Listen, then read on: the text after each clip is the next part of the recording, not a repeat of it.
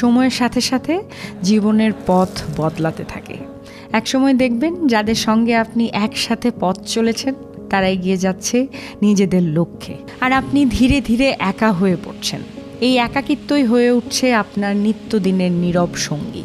একা থাকার এই অনুভূতি থেকে জন্ম নেয় দুশ্চিন্তা, আর দুশ্চিন্তা থেকে আসে মন খারাপ। ধীরে ধীরে আপনি প্রশ্ন করতে শুরু করবেন, আমি এত পরিশ্রম করি, এত অর্জন করেছি, তবু কেন মনে শান্তি পাই না? আর তখনই চোখে পড়বে এক অদ্ভুত ব্যাপার।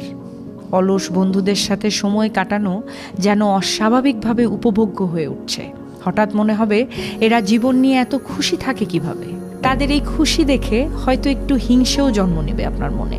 আর এমন ভাবনা যখনই মাথায় আসবে ঠিক তখনই মনে করবেন ইংল্যান্ডের ঊনবিংশ শতাব্দীর বিচারক জন স্টুয়ার্ট মিলের সেই বিখ্যাত উক্তিটি, it's always better to be an unsatisfied man than a satisfied pig.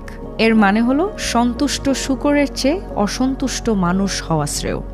বাংলায় এর অর্থ সহজ, কিন্তু কথাটির পেছনের দর্শন অসাধারণ গভীর। নর্দমায় থাকা একটি শূকরের কাছে এই নোংরাটাই তার সুইমিং পুল, ওই ময়লাই তার খাবার, সেই পরিবেশেই সে সুখে আরামে ঘুমায়। সে সন্তুষ্ট, কিন্তু তার সন্তুষ্টির কোনো মূল্য আসলে নেই। কিন্তু মানুষ হবার যে দুঃখ তা পৃথিবীর সকল সুখের চেয়ে উত্তম। মানুষ দুঃখী হতে পারে, সংগ্রাম করতে পারে, কিন্তু মানুষের দুঃখও মহৎ।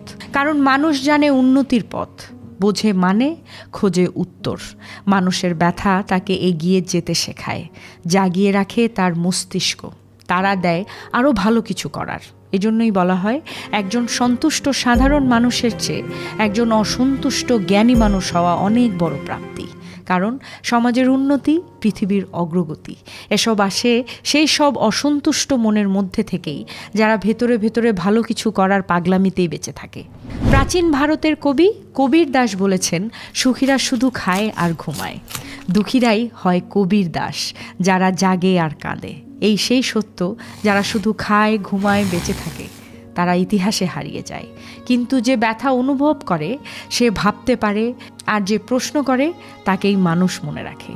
তাই সাধারণ সুখভোগী হওয়ার চেয়ে একটু ব্যথিত কবীর দাস হওয়াটাই শ্রেয়। কারণ সেই দুঃখেই লুকিয়ে থাকে সৃজনশীলতা, বোধ আর মহত্ব। চিন্তা, দুঃখ বা একাকিত্ব এসবই আসলে আপনাকে গড়ে তুলে আরও শক্তিশালী, আরও মানবিক, আরও অনন্য।